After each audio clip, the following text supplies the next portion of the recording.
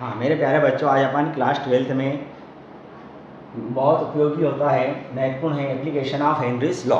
Application of Henry's law पढ़ेंगे, जिसमें अपन सबसे पहले पढ़ेंगे यूज्ड इन द कोडिंग, यानी हेनरी लॉ के अनुप्रयोग क्या होते हैं, हेनरी लॉ को कहाँ में यूज़ किया जाता है। तो फर्स्ट आएगा बेटा यूज्ड इन, पहला आएगा आपका used in the cold drinks. हम जो पीते हैं कोल्ड ड्रिंक्स, एक तो मैं आपको जो मछली का है पहले भी एक एप्लीकेशन बता चुका हूँ, वो जो पहले वाली वीडियो में था मछली के कि गर्म जल में या ठंडे जल में रहेगी तो वह किसके अंदर सही तरीके से रह सकती है, तो अपन ने ठंडे जल का उसमें करा था। अब यहाँ पे used in the cold drinks first होता है। तो बेटा आप बाज़ार जाते हो, मार्केट में जाते हो, तो आपने देखते होगे कि जब कोल्ड ड्रिंक्स की बॉटल लेने जाते हो तो 2 या 3 लीटर की, 5 लीटर की, 1 लीटर की जितनी बॉटल आप लेके जाते हो, तो आपने देखा होगा कि जो बॉटल्स होती हैं उनके जो कार्क होते हैं, ऊपर का ढक्कन होता है, वो बिल्कुल एकदम इस प्रकार से कस्ता लगा होता है, एकदम जॉइंट लगा हुआ होता है। ऐसा क्यों होता है? क्यों होता है कि उसमें इस प्रकार से जब हम जो कोल्ड ड्रिंक्स होती है तो उसके अंदर आपको कार्बन डाइऑक्साइड गैस घुली हुई रहती है, और उस जो कोल्ड ड्रिंक्स होता है उसमें पीछे लिखा हुआ भी होता है, इसे हम क्या बोलते हैं, कार्बोनेटेड वाटर, कार्बोनेटेड वाटर यानी कार्बोनेटेड जल, उसमें पीछे लिखा हुआ होगा। तो होता क्या है कि हमारे जो हेनरी अंकल थे उन्होंने हमें क्या बतलाया था, जो साइंटिस्ट थे उन्होंने हमें ये बतलाया था कि जितना अधिक प्रेशर होगा उतनी गैस उसके अंदर घुल जाएगी, यानी उसकी सॉल्युबिलिटी उस गैस की उस लिक्विड जो आपका सॉल्यूशन है उसके अंदर घुल जाएगी, अधिक घुल जाएगी। कौन सी? Carbon dioxide gas. ठीक है, तो जैसे ही हम उसको लगाते हैं तो कार्बन डाइऑक्साइड गैस उसके अंदर क्या होती है, घुल जाती है। अगर आपने देखा होगा, अगर आपने एक ठंडी बॉटल है और एक गर्म बॉटल है, ठंडी बॉटल को जब आप पीते हो उसके अंदर जो प्रेशर होता है वो बढ़ा रहता है और आपको अपने गले में हेजिटेशंस होता है, थोड़ा लगता है कि हमने कुछ पिया है, परंतु गर्म पियोगे तो उसमें क्या होगा, नहीं लगता है। तो उसके अंदर क्या होता है, गर्म होने में जो गैस होती है वो बाहर निकल जाती है, जबकि जो कस्ते से बंधा होता है उसमें गैस अधिक मात्रा में घुली हुई रहती है। तो इस प्रकार से हेनरी ने जो नियम बतलाया था वो हम किसके अंदर यूज़ कर सकते हैं, use in the cold drinks. Second आता है स्कूबा ड्राइवर्स। सेकंड हमारा आता है स्कूबास ड्राइवर्स,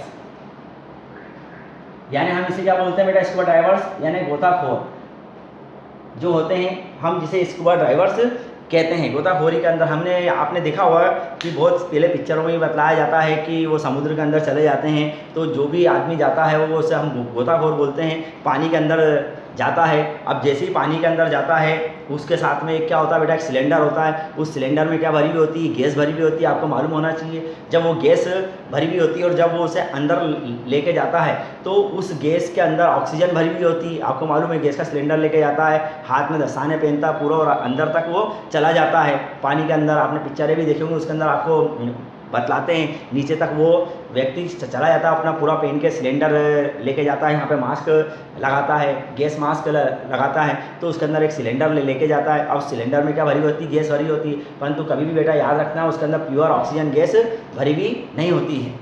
क्यों? क्योंकि जब अंदर जाएगा तो उसका जो प्रेशर होता है बहुत अधिक होता है, प्योर ऑक्सीजन का भी, और ऊपर से भी प्रेशर पड़ता है तो उसे फटने का डर रहता है। इसलिए उस सिलेंडर के अंदर हम जो पहले स्टार्ट में भरा जाता था कि उस सिलेंडर में ऑक्सीजन के साथ में नाइट्रोजन भी यूज़ की जाती थी। जैसे ही वो गोताखोर यानी स्कूबा ड्राइवर्स कहाँ जाते हैं, पानी के अंदर जाते हैं, तो आपको मालूम है कि ऊपर वायुमंडल का तो प्रेशर लग ही रहा है, फिर भी वो पानी का भी प्रेशर उसके ऊपर लगता हुआ। अगर आप देखो, अगर आपके पास में पानी नहीं है और आप बिल्कुल आसानी से ऐसे चल रहे हो, परंतु जैसे आप पानी में जाओगे आप ऐसे करके हिल के डुलते चलोगे, यानी पानी का प्रेशर भी आपके ऊपर लग रहा है, पानी का प्रेशर और एटमॉस्फेरिक प्रेशर भी उसके ऊपर अप्लाइड हो रहा है।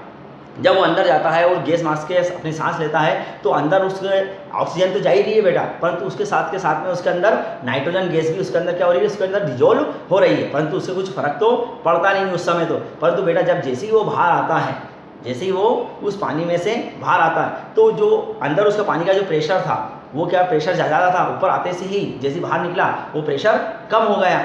जैसे ही प्रेशर कम होता है तो उसमें जो उपस्थित उसके शरीर के अंदर जो ऑक्सीजन और नाइट्रोजन है, उसमें से नाइट्रोजन जो होती है वो क्या करती है, धीरे धीरे करके बाहर निकलती है बुलबुलों के रूप में, परंतु जो उसकी जो नसें होती हैं वो उसे क्या कर देती, ब्लॉक कर देती, जिससे उसे एक असहाय दर्द उत्पन्न होता है, यानी बिल्कुल ऐसे दर्द ऊपर उत्पन्न होता है उसको। क्योंकि उसमें बुलबुलों के रूप में गैस होगी। गैस क्या होती है कि दाब कम होने से वो बाहर निकलती है, बाहर निकलने से उससे क्या होता है, एकदम दर्द होता है, ऐसे ऐसे ही करता है। तो इसे हम क्या बोलते हैं, इस रोग को नाम दिया गया था बैंड या केसन रोग, बैंड्स या केसन रोग। तो इसको दर्द को दूर करने के लिए, इस दर्द को दूर करने के लिए अब उसमें हीलियम गैस का मिश्रण भी भर दिया जाता है, यानी helium gas, nitrogen gas, oxygen gas का मिश्रण जो होता है बेटा वो क्या कहलाता है, स्कूबा कहलाता है। यानी हेनरी ने बताया था कि जितना अधिक दाब होगा उतनी अधिक उस गैस उसमें विलयशील होती जाएगी, दाब कम होते से गैस क्या हो जाएगी, बाहर निकल जाएगी। ठीक है, अब थर्ड आपका जो होता है कि जिस प्रकार से अपन ऊंचे पर्वतारोही के ऊपर जाते हैं, हम स्कूबा होता है, इसे बैंड रोग भी कहते हैं या केसन रोग भी कहते हैं, आपको समझ में आ गया ये बेटा, है ना। और जो मिश्रण होता है हीलियम, नाइट्रोजन, ऑक्सीजन, उस मिश्रण को क्या कहा जाता है, स्कूबा कहा जाता है, ये समझना आपको। थर्ड पॉइंट आता है पर्वतारोही। जैसा अपन देखते हैं पर्वतारोही भी ऊपर क्या लेके जाते हैं, ऑक्सीजन की सिलेंडर हो रही है।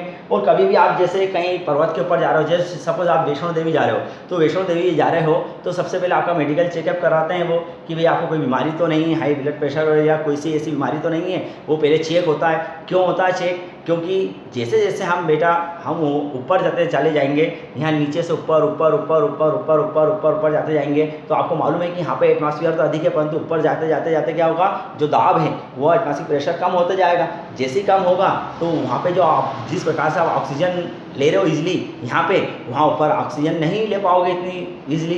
तो इसकी वजह से वहाँ का मेडिकल टेस्ट होता है। आप वैसे ही ऊपर गए और ऊपर एटमॉस्फेयर क्या होता है बेटा, कम होता जाता है। तो क्या होता है, कम होने से जो गैस की सॉल्युबिलिटी, ऑक्सीजन की गैस की सॉल्युबिलिटी वो कम हो जाती है और आपको सांस लेने में क्या होती है बेटा, तकलीफ होती है। तो फिर आपको कैसा लगता है, सॉल्युबिलिटी घटने से दर्द हो रहा है, आपका जी मचलाता है, थकान हो रही है, कमजोरी हो रही है, आपको कमजोरी आपको महसूस होती है। तो ये सब किस चीज़ को प्रदर्शित करते हैं, या एक एनॉक्सिया रोग को प्रदर्शित करते हैं, जो आपको सांस लेने में तकलीफ हो रही है, थकान हो रही है, क्योंकि प्रेशर कम हो गया और उससे गैस का सॉल्युबिलिटी कम हो गई ऊपर जाकर, और उससे सांस लेने के अंदर आपको तकलीफ होती है, थकान महसूस होती है, कमजोरी महसूस होती है, और यही रोग क्या कहलाता है, एनॉक्सिया कहलाता है। फिर एक और पॉइंट था कि जब हम दरों में किसी गैस को डिजोल्व करते हैं तो ताप का भी क्या प्रभाव पड़ता है। अपन यहाँ पे इफेक्ट ऑफ टेम्परेचर भी एक बार मैं आपको पढ़ा दूंगा, उसका पढ़ा नहीं हो तो इफेक्ट ऑफ टेम्परेचर का इफेक्ट क्या पड़ता है।